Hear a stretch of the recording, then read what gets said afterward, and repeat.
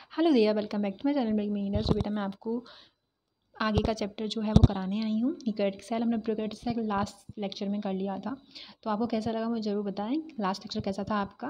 आप लोग बहुत कम लोग देखते हो, लेकिन इतना है कि आपको समझ में आता है या नहीं ज़रूर कमेंट में मुझे कमेंट किया करो। Ma'am thank you so much, यहाँ पर समझ में आया या नहीं बिल्कुल बताया करो मुझे। जो टॉपिक आपको नहीं समझ में आता मैं दोबारा से समझा दूँगी, ठीक है। वैसे उसमें समझने लायक कुछ है नहीं, एज सच कुछ खास नहीं है, लेकिन फिर भी मैं आपको समझा दूँगी, ठीक है। लाइन बाई लाइन आपको क्या करना है, सबसे पहले आपको पढ़ के आना है एनसीईआरटी, फिर मैं पढ़ाती हूँ आपको। उसके बाद में फिर आपको दोबारा से रीड करनी है, मतलब 3 बार आपको एनसीईआरटी रीड करनी है। ओके, चलो फिर हम पढ़ लेते हैं। आपके जो यूकैरियोटिक सेल है आपको पता ही है, प्रोकैरियोटिक सेल की एक मेन फंक्शन होता है उसके पास में जो उसकी प्लाज्मा मेम्ब्रेन होती है, उसमें क्या पाया जाता है, एक मेसोसोम पाया जाता है, ठीक है। मेसोसोम की वो पाई जाती हैं, तो वो रेस्पिरेशन में हेल्प करती हैं, आपकी एंजाइमेटिक सिक्रीशन में हेल्प करती हैं, डाइजेशन में हेल्प करती हैं। तो ये सारी जो एक्टिविटीज़ होती हैं डीएनए फॉर्मेशन में, सेंट्रियोल वगैरह में, उसमें सब में हेल्प करती हैं मेसोसोम आपकी, ठीक है। मेसोसोम किससे बना हुआ होता है? आपके ट्यूब्यूल से, वेसिकल से और वोक्यूल से। ये आपको पता ही होगा, लेंटिकल से। ये सारे फंक्शन होते हैं मेसोसोम के, ठीक है। मैं सब कुछ बता दिया। चलो अब पढ़ लेते हैं यूकैरियोटिक सेल के बारे में। तो आपको पता ही है कि मोनेरा जो आपका है, आपके 5 किंगडम क्लासिफिकेशन है आपका। 5 किंगडम क्लासिफिकेशन है आपका। किसने दिया था? RH विटाकर ने दिया था, ठीक है। RH विटाकर ने दिया था, विटाकर जी ने दिया था। किसने? 1969 में दिया था, ठीक है मैम, पता है हमें। उसके बाद में कौन से दिए थे? तो वो दिए थे, आपके नाम है उनके, मोनेरा, प्रोटिस्टा, फंजाई, एनिमेलिया और प्लांटी, ठीक है। मोनेरा को छोड़ के सभी आपके जो चार्ट हैं जो वो क्या हैं आपके? यूकैरियोटिक हैं सारे, याद रखना है आपको। यस मैम, ध्यान रखेंगे, ठीक है। मोनेरा आपका प्रोकैरियोटिक है, जो mainly sole of the member किसका है? बैक्टीरिया का होता है, ठीक है, मोनेरा। तो मोनेरा प्रोटिस्टा है, और बाकी जो आपके प्रोकैरियोटिक है, बाकी आपके जो प्रोटिस्टा हो गया, फंजाई हो गया, प्लांटी हो गया, एनिमेलिया हो गया, ये 4 आपके क्या हैं? यूकैरियोटिक सेल होते हैं ये, ठीक है। अब देखो आगे, तो आप लाइन बाई लाइन पढ़ोगे ऐसे। The eukaryotes include all the protist, Plantae, animalia, fungi. तो बाकी जो आपके 4 किंगडम बचे हुए होते हैं, प्रोटिस्टा, प्लांटी, एनिमिलिया, फंजाई, इनमें यूकैरियोटिक सेल पाई जाती हैं आपकी, ठीक है। इन यूकैरियोटिक सेल्स में there is an extensive compartmentalisation होता है ऑफ साइटोप्लाज्म में through the presence of membrane bound organelles. तो इन सभी के पास में जो ऑर्गेनेल्स होती हैं वो कैसी होती हैं? मेम्ब्रेन बाउंड होती हैं। उसमें लैक मेम्ब्रेन बाउंड होता है प्रोकैरियोटिक में, मैंने आपको बताया था, ठीक है। उसमें मेम्ब्रेन बाउंड नहीं होती है कोई भी ऑर्गेनेली, इसमें सभी में मेम्ब्रेन होती है, सभी ऑर्गेनेलीज में। Eukaryotic cells possess an organised nucleus, उनके पास में एक ऑर्गेनाइज्ड न्यूक्लियस होता है विद अ न्यूक्लियर एनवेलप, मतलब उसके न्यूक्लियस पर भी न्यूक्लियर एनवेलप पाया जाएगा। तो ये कैरेक्टरिस्टिक है किसकी? यूकैरियोटिक सेल की, ठीक है।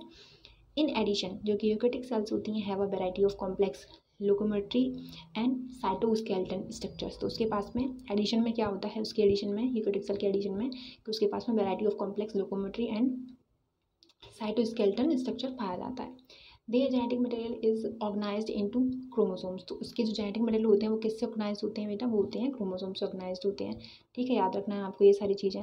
फिर देखिए नेक्स्ट बोल रहे हैं आपसे कि ऑल जो यूकैरियोटिक सेल्स होती हैं आर नॉट आइडेंटिकल। तो जो आपकी सारी यूकैरियोटिक सेल होती हैं वो आइडेंटिकल नहीं होती हैं। Plants and animal cells are different as the former possess well cell wall पास में पाई जाती है। तो जो आपके प्लांट होते हैं और एनिमल सेल होती हैं वो डिफर करती हैं किसके फॉर्म में? कि उनके पास में जो सेल होती है, सेल वॉल होती है, वो प्लांट्स में पाई जाती है, प्लास्टिड आपके प्लांट में पाए जाते हैं, और लार्ज सेंट्रीओल्यूल आपके प्लांट में पाए जाते हैं। ये किसकी है? ये यूकैरियोटिक सेल में जो प्लांट है उसके करेक्टर है ये सारे, ठीक है। प्लांट सेल होगी आपकी, अगर आप डिफाइन करना चाहो कि एनिमल सेल है या ये प्लांट सेल है, तो आप कैसे डिफाइन करोगे? सबसे पहले आपको प्लांट सेल पे सेल वॉल मिलेगी, फिर प्लास्टिड मिलेंगी। प्लास्टिड्स क्या होते हैं? प्लास्टिड्स वो होते हैं, इसमें कलर होता है, जैसे क्लोरोफिल हो गया, क्रोमेटोफोर हो गया, ल्यूकोप्लास्ट हो गया, ठीक है। तो ये सारी चीज़ें पाई जाती हैं प्लास्टिड में। बाकी आपके पास में एक और होगा उसकी कैरेक्टरिस्टिक प्लांट सेल की, कि उसके पास में लार्ज सेंट्रल वोक्यूल होगा, ठीक है, याद रखना है। वो एनिमल के पास में नहीं होता है। Which are absent in animal cell. तो ये सारी चीज़ें किसमें एबसेंट होती हैं? ये होती हैं आपकी एनिमल सेल में एबसेंट होती हैं। ऑन द अदर हैंड, दूसरी तरफ जो एनिमल सेल होती है आपकी वो कैसी होती है? उसके पास में centriole which are absent almost all plant cells. तो सारे ही जो सेंट्रियोल होते हैं वो प्लांट्स में नहीं पाए जाते हैं। सेंट्रियोल सिर्फ और सिर्फ कैरेक्टरिस्टिक किसकी है? एनिमल सेल की है, ये आपने पढ़ लिया।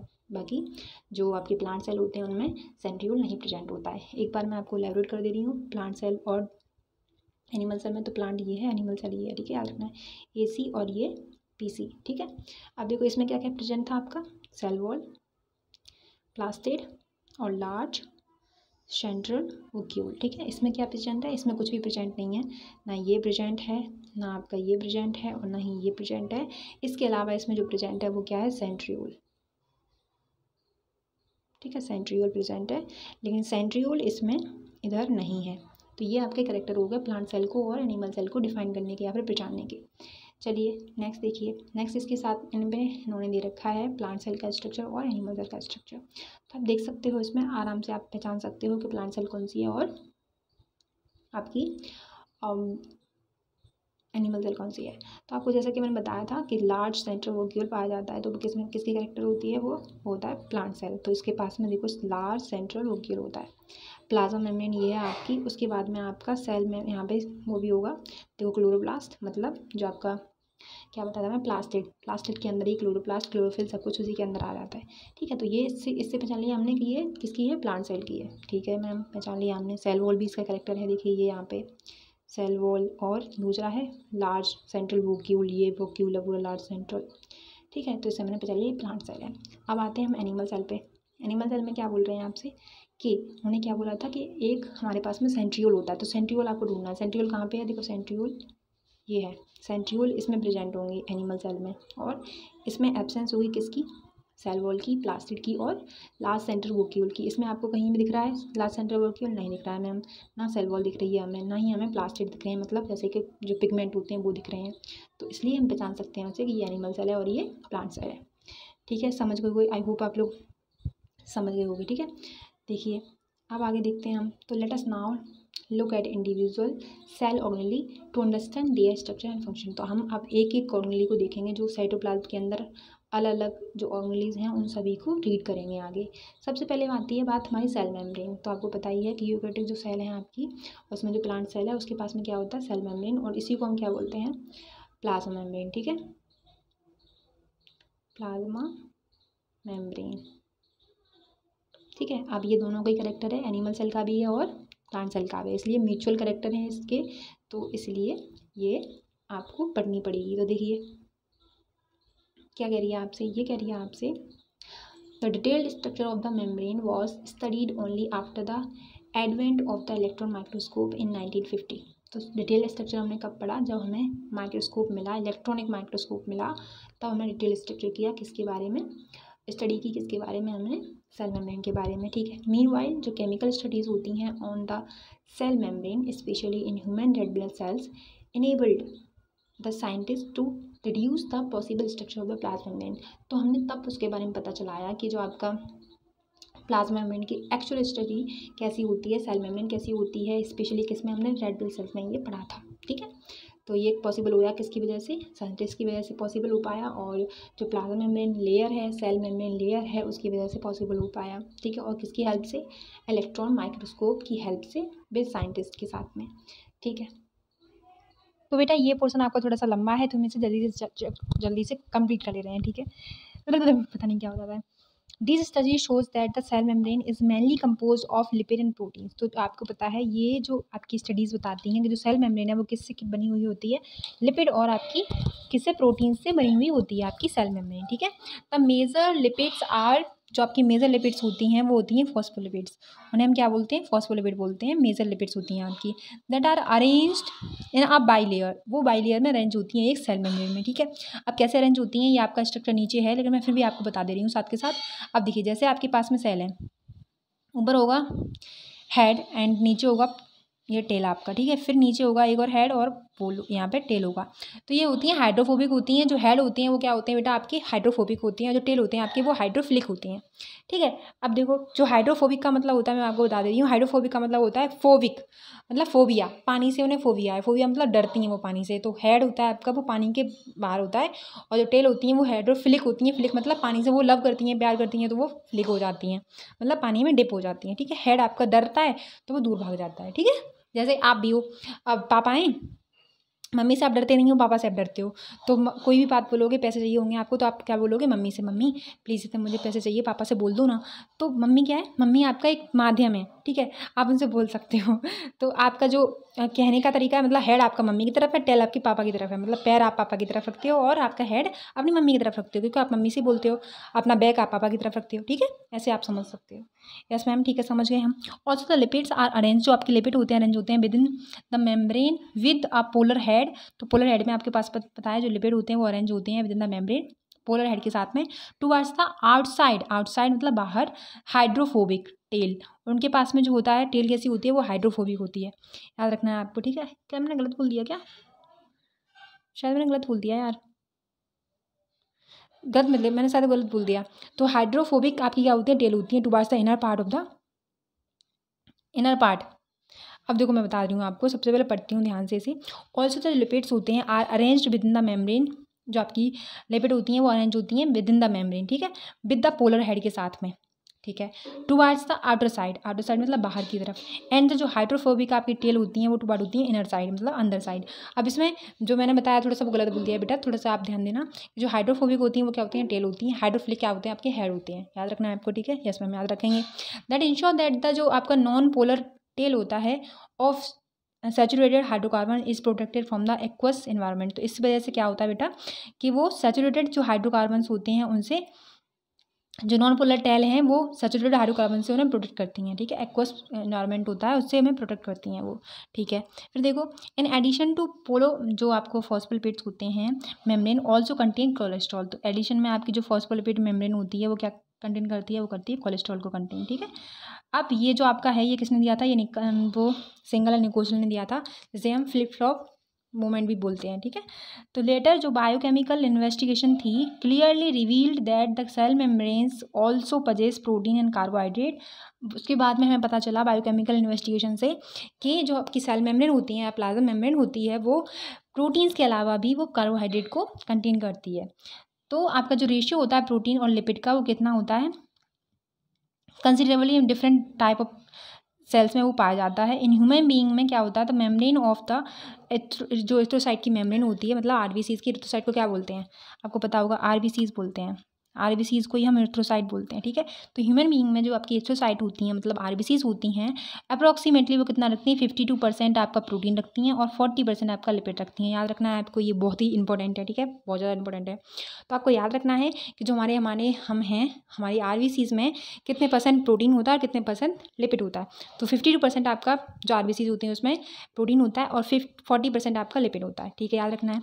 Depending on the ease of extraction, ठीक है, depending on the ease of extraction membrane protein can be classified as a internal and peripheral. तो जो आपकी मेम्ब्रेन प्रोटीन होती हैं वो इंटीग्रल और पेरिफेरल के हिसाब से वो क्लासीफाई की जाती हैं।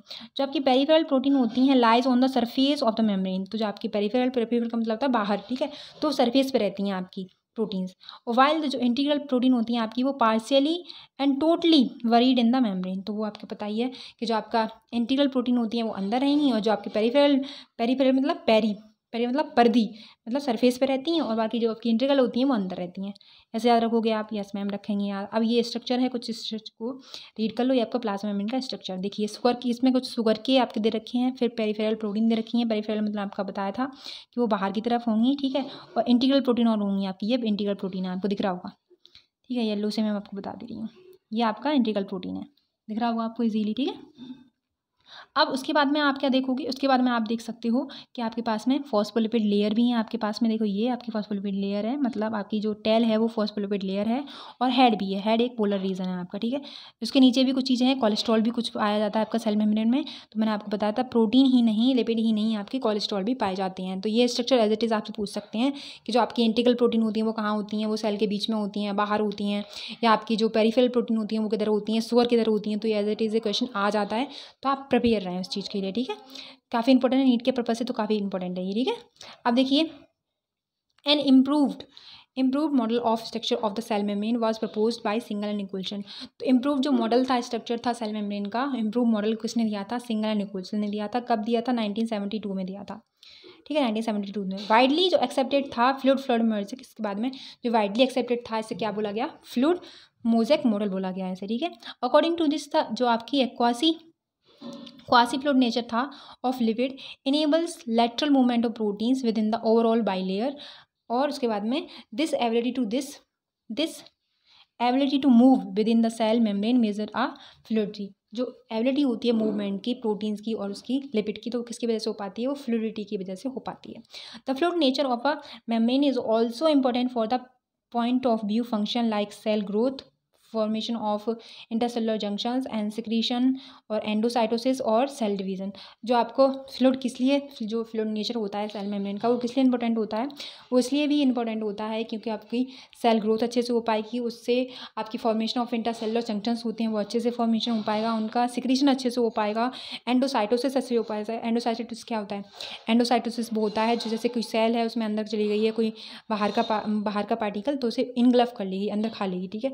और सेल डिवीजन तो आपको पता ही होगा क्लियरली, इसलिए भी हमें फ्लूइड नेचर मेम्ब्रेन का चाहिए ही चाहिए, ठीक है। फिर देखिए आगे, on the most important function क्या है प्लाज्मा मेम्ब्रेन का, वो ये है कि transport of molecule across it. तो आपको पता है सबसे ज़्यादा जो आपकी सेल मेम्ब्रेन के बारे में बात की जाती है कि वो परमिएबल है या फिर सिलेक्टिवली परमिएबल है, तो इसी वजह से ये एक इंपॉर्टेंट फंक्शन है कि उसे फ्लूइडली होना जरूरी है, ठीक है। तो transport of the molecule across ये बहुत ज़्यादा मेजर एक आपका फंक्शन है किसका, प्लाज्मा मेम्ब्रेन का। The membrane is selectively permeable, आपको पता है मेम्ब्रेन कैसी होती है, सेलेक्टिवली परमिएबल होती है, ठीक है, to some molecule present in other side of it. तो आपको पता है सारे ही मॉलिक्यूल अंदर नहीं जा सकते हैं मेम्ब्रेन के, कुछ ही मॉलिक्यूल जो सिलेक्टिवली मॉलिक्यूल होते हैं वो जा सकते हैं। जैसे आप देखो, आपने एग्जाम दिया था, ठीक है, ये आपका क्या एग्जाम है, ये आप लोग हैं, ठीक है, ये आप लोगों की भीड़ है। अब जो एग्जाम को पार कर पाएंगे, ये क्या सेल मेम्ब्रेन समझ लो आप, ठीक है, ये आप लोग हैं और ये सेल मेम्ब्रेन है। एग्जाम हमने सेल मेम्ब्रेन समझ रखा है और ये जो आप लोग हैं, ये डॉट डॉट मैंने जो लगा रखे हैं वो आप लोग हैं, ठीक है, यहाँ पे आप लोग हैं ये सभी। अब जा तो वही पाएंगे ना जो इस एग्जाम को क्लियर कर पाएंगे, तभी तो वो कॉलेज में पहुंच पाएंगे। इधर इधर की साइड क्या है, आपके कॉलेजेस हैं इधर की साइड, ठीक है, इधर की साइड कॉलेजेस हैं आपके, मतलब सिलेक्शन मिल जाएगा आपको। तो सिलेक्शन तो उन्हीं को मिलेगा ना जिनके नंबर अच्छे आएंगे, जो अच्छे से निकाल पाएंगे। तो क्या है, वो एक सिलेक्टिवली परमिएबल है, उसी को बोलते हैं हम सिलेक्टिवली परमिएबल, मतलब वही जाएगा जो कैपेबल है, ठीक है, वो नहीं जा पाएगा जो कैपेबल नहीं है। तो गवर्नमेंट कॉलेज किसको मिलेगा, जो कैपेबल है उसी को गवर्नमेंट कॉलेज मिलेगा, जो नहीं है वो नहीं मिलेगा। तो वैसे ही यहाँ पे है कि सेल मेम्ब्रेन जो आपकी होती है, प्लाज्मा मेम्ब्रेन जो आपकी होती है, वो सिलेक्टिवली परमिएबल होती है क्योंकि वही चीज़ें जा सकती हैं, वही प्रोटीन वही लिपिड जा सकते हैं जिनकी ज़रूरत है, ठीक है, या फिर जो कैपेबल हैं उस चीज़ के लिए, तो वही जा सकते हैं। समझ गए आई होप। फिर देखिए, many molecule can move briefly across, तो जो मैनी मॉलिक्यूल होते हैं वो कैन मूव कर सकते हैं briefly across the membrane without any requirement of energy. तो बाकी जो सारे आपके मॉलिक्यूल हैं वो ऐसे ही मूव कर पाएंगे without requirement of energy, and this is called passive transport. जिसमें हमें एनर्जी की जरूरत ना पड़े वो होती है पैसिव आपकी ट्रांसपोर्ट, और जिसमें एनर्जी की जरूरत पड़े उसे होती है हम एक्टिव ट्रांसपोर्ट, ठीक है। जैसे आप देखो, समझ सकते हो, जैसे एक पहाड़ है, ठीक है, यहाँ से हम कोई चीज़ छोड़ेंगे, जब हम यहाँ से गिराएंगे, जैसे आपके हाथ में क्या है, आप यहाँ पे खड़े हो, यहाँ पे आप खड़े हो, ठीक है, इस पत्थर को लिए, ठीक है मैम, हम खड़े हैं, तो आपने इस पत्थर को फेंका नीचे, तो ये पत्थर नीचे आ गया। इसमें आपको कोई एनर्जी की ज़रूरत पड़ी, किसी भी एनर्जी की ज़रूरत पड़ी नहीं पड़ी मैम, हमने बस छोड़ा वो नीचे आ गया, ठीक है। अब यहाँ पे दूसरा केस है आपका, इधर दूसरा केस है आपका, ठीक है। अब यहाँ पे एक पत्थर है, यहाँ पे आप पत्थर को लेके यहाँ पे खड़े हो, यहाँ पे आप पत्थर को लेके क्या कर रहे हो बेटा, खड़े हो, ठीक है, आपके सिर पे रखा हुआ है ये पत्थर, यस मैम रखा है। अब आपको पहुँचाना है ऊपर, हिल पे पहुँचाना है, मतलब आपको पहाड़ पे चढ़ के जाना है, तब वो पहुँचाना है। तो आप किसी न किसी के थ्रू पहुँचाओगे ना उसे, तो किसकी ज़रूरत पड़ रही है, हमें एनर्जी की जरूरत पड़ी है। अगर हमें दम ही नहीं होगा तो हम क्या चढ़ा लेंगे उसको, नहीं चढ़ा पाएंगे ना, हमें ताकत की जरूरत पड़ेगी, हमें एनर्जी की ज़रूरत पड़ेगी उसमें, तभी तो हम ऊपर चढ़ा पाएंगे इस चीज़ को, तभी चढ़ा पाएंगे कि चढ़ा पाएंगे, यस मैम चढ़ा पाएंगे। तो जिसमें हमें एनर्जी की ज़रूरत नहीं है तो उसे बोलते हैं हम पैसिव ट्रांसपोर्ट, और जिस चीज़ में हमें एनर्जी की ज़रूरत है, मतलब एनर्जी हमें लग रही है, उसमें खर्च हो रही है हमारी एनर्जी, तो उसे बोलते हैं एक्टिव ट्रांसपोर्ट। याद रखना है आपको, यस मैम समझ में आ गया होगा आई होप, यस समझ में आ गया मैम। अब देखो, जो आपके न्यूट्रल सॉल्यूट होते हैं, आपके न्यूट्रल सॉल्यूट में मूव अक्रॉस द मेम्ब्रेन, तो जो न्यूट्रल सॉल्यूट होते हैं उन्हें कोई भी एनर्जी की जरूरत नहीं पड़ती है, तो वो अक्रॉस द मेम्ब्रेन अपने आप ही कर जाते हैं, तो उसे बोलते हैं हम सिंपल डिफ्यूजन। सिंपल डिफ्यूजन का मतलब होता है सिंपल सा, कोई भी एनर्जी की जरूरत नहीं पड़ेगी हमें, नॉर्मल सारे आपके मॉलिक्यूल हैं वो सारे अक्रॉस कर जाएंगे मेम्ब्रेन से, और वो न्यूट्रल सॉल्यूट हैं इसलिए उसे हम बोलते हैं वो किसके अंदर आ जाएंगे, सिंपल डिफ्यूजन में आ जाएंगे, ठीक है। अलॉन्ग द कंसंट्रेशन ग्रेडियंट, और वो किसके अलॉन्ग होते हैं, वो अगेंस्ट नहीं होते, वो कंसंट्रेशन ग्रेडियंट के अलॉन्ग होते हैं, ठीक है। अगेंस्ट का मतलब होता है कि आपको एनर्जी की जरूरत पड़नी पड़ेगी, और वो सिलेक्टेबल होंगे।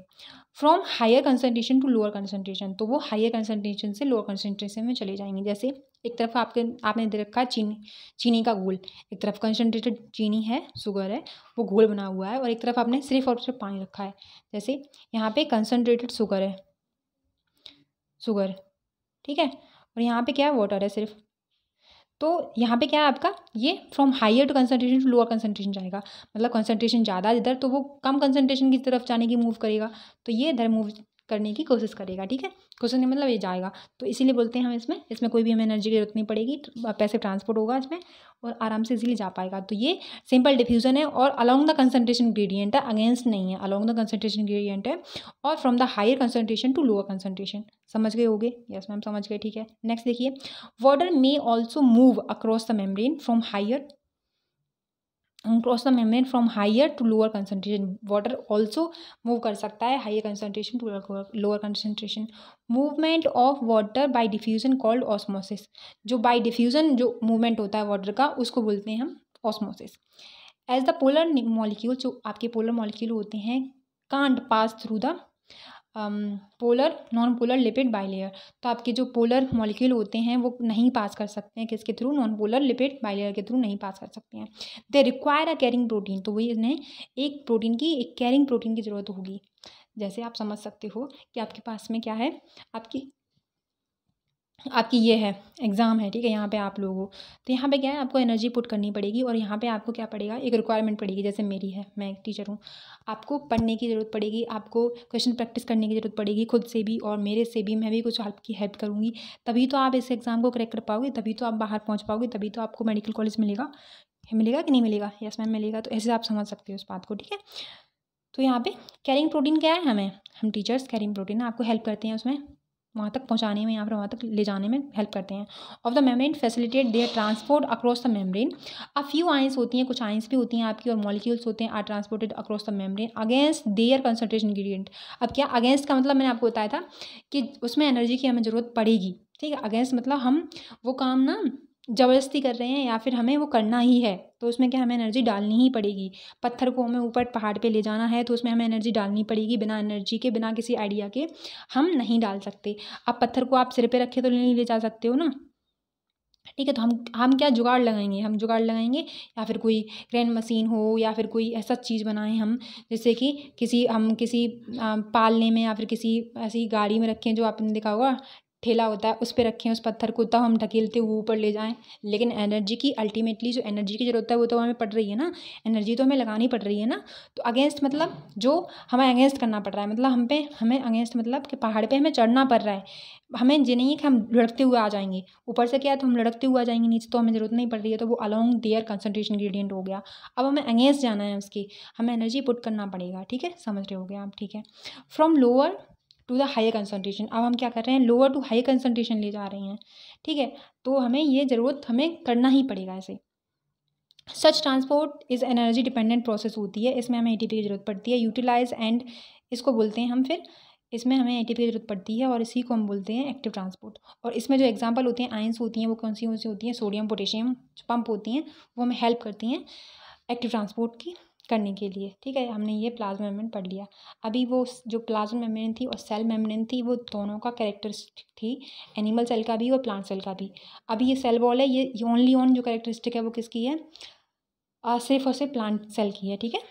तो देखिए, as you may recall a non living rigid structure called the cell wall. तो ये आपको याद रखना है कि सेल वॉल कैसी होती है, नॉन लिविंग रिजिड स्ट्रक्चर होता है सेल वॉल, ठीक है, ये भी याद रखना है आपको, ठीक है। कॉल द सेल वॉल, इसको हम बोलते हैं cell wall. Forms an outer covering for the plasma membrane. तो ये फंजाई और प्लांट्स में आउटर कवरिंग होती है किसकी, प्लाज्मा मेम्ब्रेन के बाद की जो वो होती है, सेल होती है, मेम्ब्रेन होती है, उसे हम सेल वॉल बोलते हैं। जैसे ये आपकी प्लाज्मा मेम्ब्रेन है और उसके बाद में यहाँ पर सेल वॉल है, मतलब सेल वॉल बाहर आएगा, सबसे पहले आएगा और अंदर प्लाज्मा मेम्ब्रेन आएगा, ठीक है, याद रखना है आपको, ठीक है मैम, पता चल गया हमें। ओके, आगे देखते हैं। Cell wall not only give shape. आपकी जो सेल वॉल होती है वो सिर्फ शेप नहीं देती है, वो किसको देती है, वो प्रोटेक्ट करती है किससे, cell from a mechanical damage और इन्फेक्शन से। सेल वॉल का इतना ही काम नहीं होता कि वो सिर्फ और सिर्फ आपको शेप ही प्रोवाइड करवाए, ठीक है, उसका ऑल्सो एक काम होता है, ऑल्सो और भी बहुत सारे फंक्शन होते हैं कि वो प्रोटेक्ट करती है सेल को किससे, मैकेनिकल डैमेज से और इन्फेक्शन से, ठीक है। इट ऑल्सो हेल्प करती है किसमें, सेल टू सेल इंट्रैक्शन में, ये ऑल्सो किसमें हेल्प करती है आपको, सेल टू सेल इंट्रैक्शन में भी हेल्प करती है। एंड प्रोवाइड करती है बैरियर टू अनडिजायरेबल मैक्रोमोलिक्यूल के लिए। तो ये जो आपकी सेल वॉल है वो ऑल्सो किस में हेल्प करती है आपकी, सेल टू सेल इंट्रैक्शन में, एंड प्रोवाइड करती है बैरियर किसके मध्य में, जैसे सेल टू सेल इंट्रैक्शन होता है ना, तो उसके मध्य में एक बैरियर भी प्रोवाइड करवाती है, ठीक है। ओके बेटा, तो अनडिजायरेबल जो मैक्रोमोलिक्यूल मतलब होता है बड़ी बड़ी मॉलिक्यूल को, उनको भी बैरियर प्रोवाइड करवाती है, ठीक है, उनके लिए भी। तो algae have cell wall, algae क्या रखती हैं, उसके पास में सेल वॉल होती है। हैव मेड अप ऑफ किससे बनी होती है, सेलुलोज से, गैलेक्टन से, मैनन से और मिनरल्स लाइक कैल्शियम कार्बोनेट, और while in other plants consist of cellulose, hemicellulose और पैक्टिन एंड प्रोटीन से ये सेल वॉल बनी हुई होती हैं। तो आपको याद रखना है किस किस से एल्गी की जो सेल वॉल होती है वो किस किस से बनी होती है, सेलुलोज से, गैलेक्टन से, मैनन से, मिनरल से भी बनी हुई होती हैं। तो ये सारी सेल वॉल का फॉर्मेशन होता है किससे, वो बनी हुई होती है, ठीक है। प्लांट्स में आपकी सेलुलोज से, हेमिसेलुलोज से, पैक्टिन से और प्रोटीन से। The cell wall of a young plant, जो सेल वॉल होती है यंग प्लांट की, वो प्राइमरी वॉल कहलाती है और कैपेबल होती है ग्रोथ के लिए, ठीक है। विच ग्रेजुअली डिमिनिस्ड, वो ग्रेजुअली डिमिनिस्ड होती है एज द सेल मैच्योर, जब सेल मैच्योर होती है उसके बाद में जो सेकेंडरी सेल वॉल आपकी बनती है वो बनती है इज फॉर्म्ड द इनर और towards membrane side of the cell wall, ठीक है। तो आपको याद रखना है कि जो आपकी मैच्योर, जब सेल मैच्योर हो जाती है तो उसे बोलते हैं हम secondary wall, is formed on the inner, अंदर बनती है, towards membrane side of the cell, ठीक है। तो जो मिडिल लैमेला होता है आपका, मिडिल लैमेला भी एक बहुत अच्छी इंपॉर्टेंट चीज़ है इसमें। तो मिडिल लैमेला होता है as a layer mainly calcium आपकी पैक्टेट की बनी होती है मिडिल लैमेला, याद रखना है, मेनली आपकी कैल्शियम पैक्टेट की बनी होती है। इस पर ऑलरेडी मैंने क्वेश्चंस आपको करा दिए हैं, तो आप एक बार चेकआउट कर लेना क्वेश्चंस को, पहले ही लेक्चर में डाल दिया है, तो इस पर क्वेश्चन बहुत सारे हो चुके हैं, तो आप चेक कर लेना। विच होल्ड्स, किसको हेल्प करती है, on glue different neighbouring cells together. तो जो आपकी मिडिल लैमेला होती है उसका काम क्या होता है, वो होल्ड करके रखती है जो डिफरेंट नेबरिंग सेल्स होती हैं उनको, ठीक है, और कैल्शियम पैक्टेट की बनी होती है। Cell wall and middle lamella जो होती है may B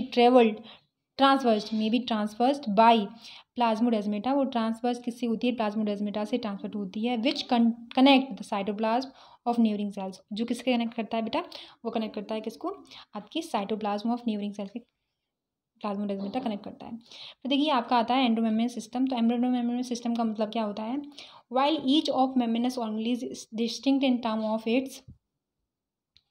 its structure and function, many of these are considered together as an endomembrane system because their function are coordinated. तो इनका जो फंक्शन होता है वो कैसा होता है, कोऑर्डिनेटेड होता है, ठीक है।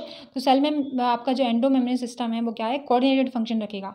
मतलब कोई भी सेल ऐसी नहीं होगी, कोई भी ऐसा ऑर्गेनेल नहीं होगा जिसकी हेल्प से वो ना हो, सारी जो ऑर्गेनेल हैं वो क्या रखेंगे, साथ में वर्क करेंगे। अगर एक वर्क करेगा तो सारे वर्क करेंगे, अगर एक वर्क नहीं करेगा तो कोई वर्क नहीं करेगा। तो कोऑर्डिनेशन का मतलब ये होता है कि साथ में काम करने वाले। जैसे अपने भी अगर आप लोगों का पेट खराब हो जाता है तो क्या होता है, सारे फंक्शन आपके डिसमिस हो जाते हैं कि नहीं हो जाते हैं, है ना। पेट खराब होने की वजह से बहुत सारी सिर दर्द भी होने लगता है, एंजाइटी भी होने लगती है और कुछ भी करने का मन नहीं करता है, ठीक है। तो ऐसे ही सेल का भी होता है।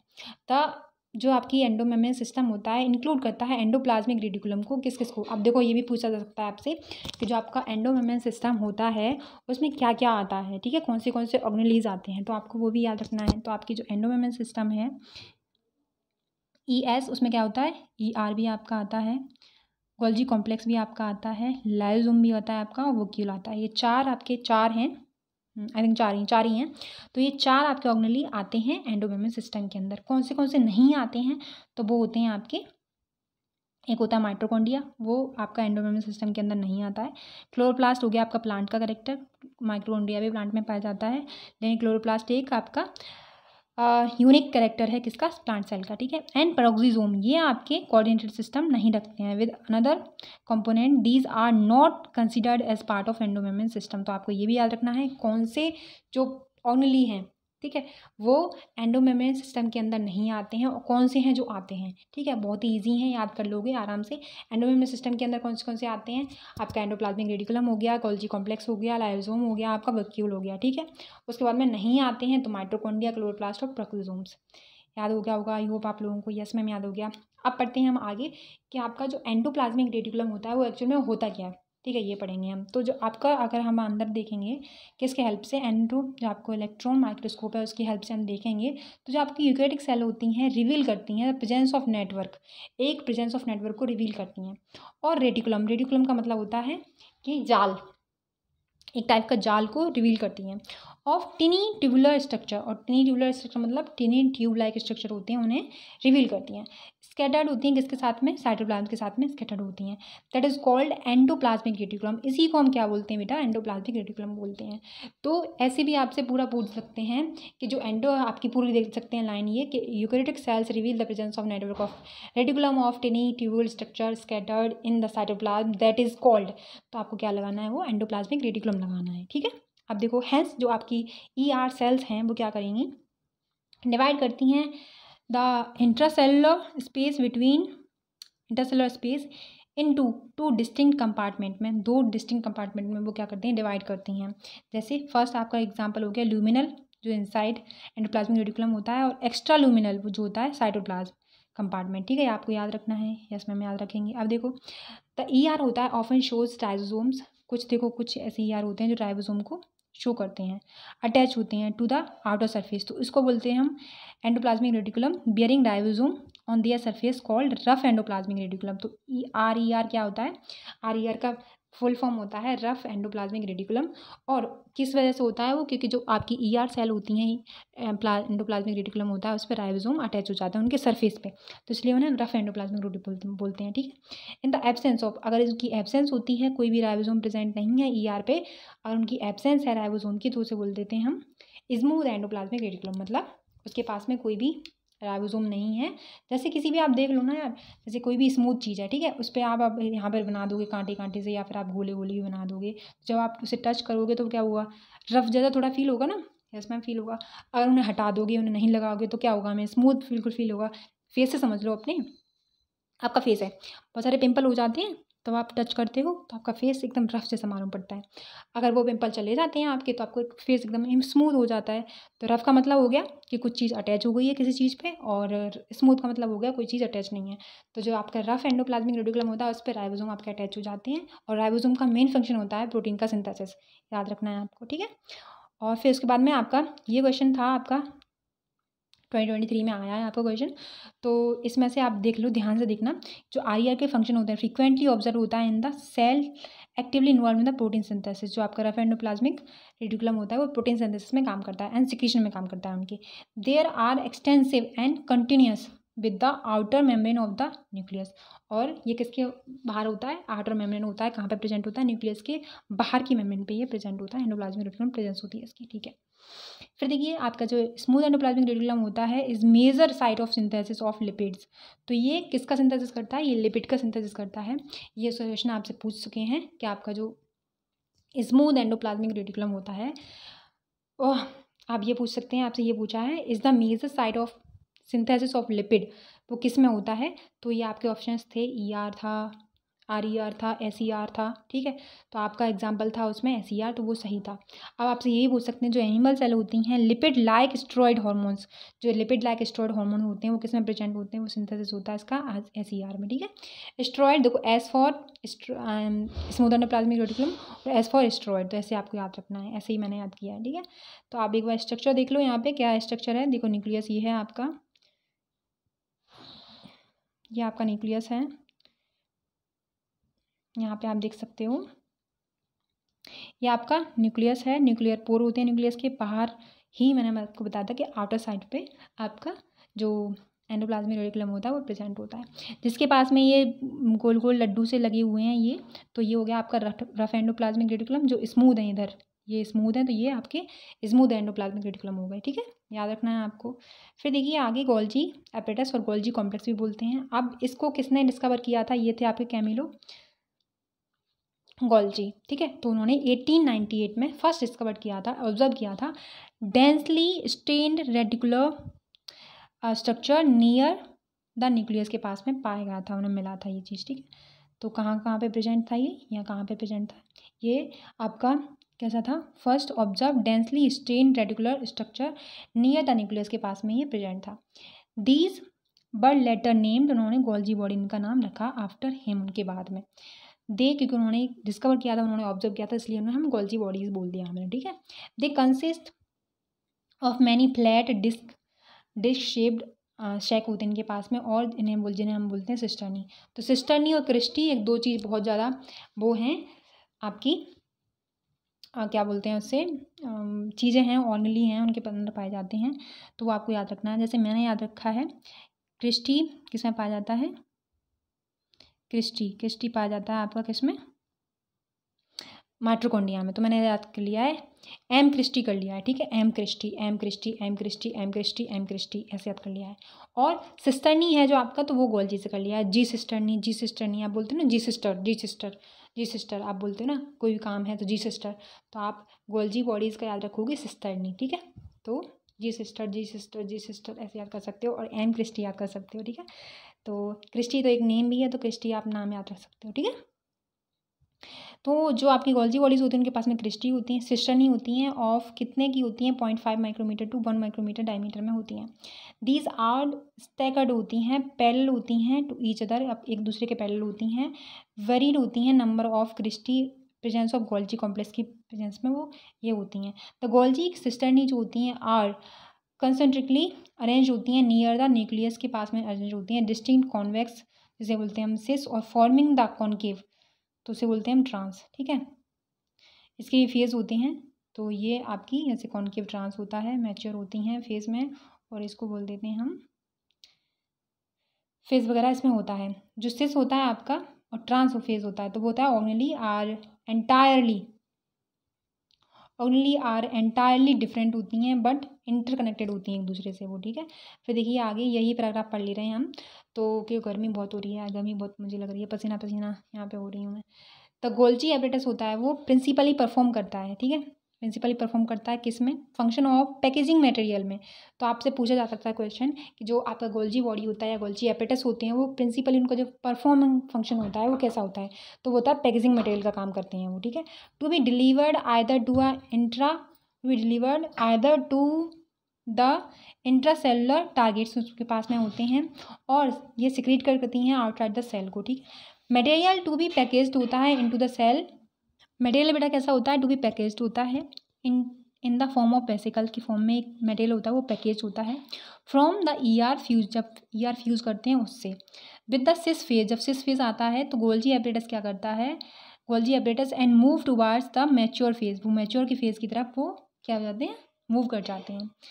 दिस एक्सप्लेन क्या करता है, why the Golgi apparatus remains in the close association with the endoplasmic reticulum, why जो गोल्जी एपरेटस होता है वो क्लोज एसोसिएशन क्यों रखता है एंडोप्लाज्मिक रेटिकुलम से, तो आपका उत्तर भी आपको मिल ही जाएगा। अभी देखिए अ नंबर ऑफ प्रोटीन्स, उसके पास में नंबर ऑफ प्रोटीन्स होती हैं, सिंथेसाइज करती हैं बाय राइबोसोम को वो सिंथेसाइज करती हैं, किसके द्वारा, राइबोसोम के द्वारा वो सिंथेसाइज हो पाता है, क्योंकि उसके पास में राइबोसोम का प्रेजेंस ही कहलाता है कि वो प्रोटीन सिंथेसिस करता है, ठीक है, ऑन द एंडोप्लाज्मिक रेटिकुलम पे, ठीक है।